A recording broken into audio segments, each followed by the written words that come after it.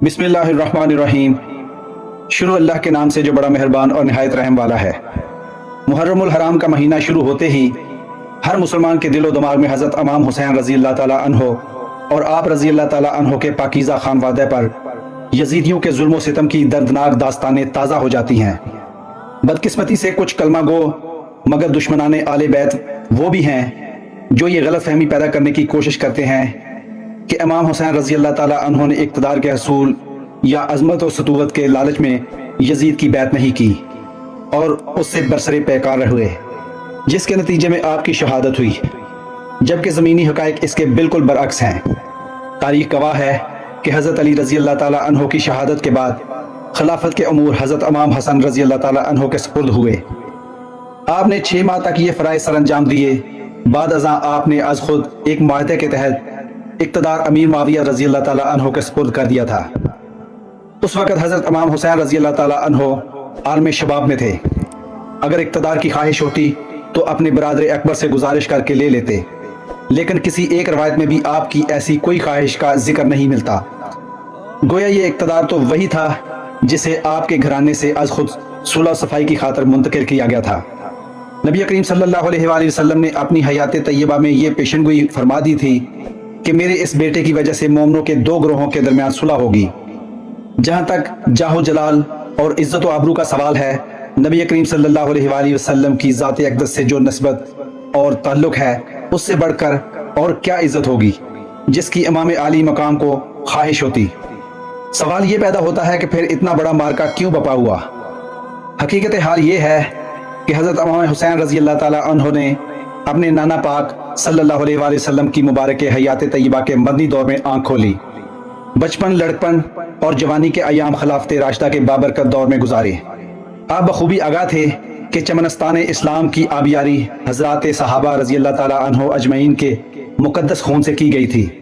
جب یزیدیوں کا فسق و فجور اور رقص و سرور اس گلشن اسلام کو اجاڑ رہا تھا تو کیسے ممکن تھا کہ پروردہ آغوش نبوت صلی اللہ علیہ وآلہ وسلم، نور نگاہ علی رضی اللہ تعالیٰ عنہ اور جگر گوشہ فاطمہ الزہرا رضی اللہ تعالیٰ عنہ یعنی حضرت امام حسین رضی اللہ تعالیٰ عنہ یزید جیسے شخص کے ہاتھ پر بیعت کر لیتے۔ آپ نے عظیمت کا مظاہرہ کیا اور بے سر و سامانی کے باوجود فسق و فجور اور باطل کے سامنے ڈٹ گئے۔ ویسے تو یزید کے کرتوتوں سے تاریخ اسلام کے کئی صفحات سیاہ ہیں، لیکن ان میں سے 3 واقعات حد درجہ قابل مذمت ہیں۔ نمبر 1، آل بیت اطہار کی دردناک شہادت۔ نمبر 2، مدینہ طیبہ خصوصاً مسجد نبوی شریف پر چڑھائی اور بے ادبی اور بدتمیزی کی آخری حدوں کو پھلانگنا۔ نمبر 3، حرم کعبہ پر چڑھائی اور توہین۔ امام بخاری نے صحیح بخاری میں ایک باب قائم کیا ہے، نبی کریم صلی اللہ علیہ وآلہ وسلم کے قرابت داروں کے فضائل کا بیان۔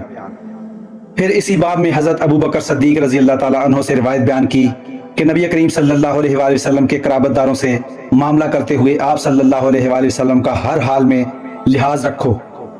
یزید نے ذرہ بھر بھی اس نسبت رسول کا خیال نہیں کیا، انتہائی بے دردی اور ڈٹائی کے ساتھ گلشن اہل بیت کے پھولوں کو مسل دیا۔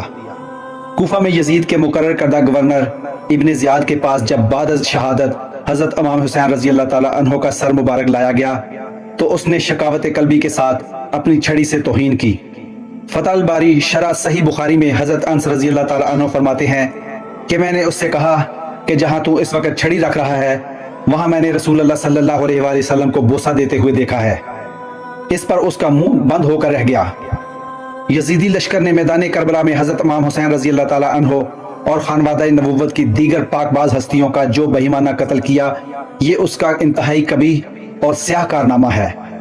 اس ظالم نے شہر نبی مدینہ منورہ پر چڑھائی کی تو ظلم و ستم اور شرم و حیا کی ساری حدیں پار کر دیں۔ امام دارمی نے اپنی سنن میں بیان کیا ہے کہ جنگ ہرا کے دوران 3 دنوں تک مسجد نبوی میں اذان ہوئی نہ اقامت۔ مسجد نبوی میں گھوڑے باندھے گئے، صرف سعید بن مصعب رضی اللہ تعالیٰ عنہ نے مسجد نبوی کو نہیں چھوڑا اور چھپ کر وقت گزارتے رہے۔ انہیں رسول اللہ صلی اللہ علیہ وآلہ وسلم کی قبر انور سے اذان کی آواز آتی تھی اور اس کے مطابق نماز کی ادائیگی کرتے تھے۔ علامہ یاقوت حموی نے معجم البلدان میں لکھا ہے کہ اس دوران یزیدیوں نے 1700 انصار، 1300 قریش اور 3500 دیگر ہستیوں کو قتل کیا، لوگوں کے مال لوٹے اور 3 دن تک یزید کے حکم سے مدینہ میں ہر ناجائز کام ان ظالموں کے لیے حلال تھا۔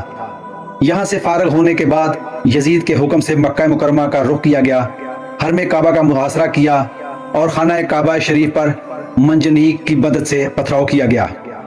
خانہ کعبہ شریف میں آگ لگی اور پردے جل گئے۔ حرم کعبہ میں حضرت اسماعیل علیہ السلام کے فدیے میں جنت سے بھیجے گئے دمبے کے سینگ محفوظ چلے آ رہے تھے اور اس واقعے میں وہ بھی جل گئے۔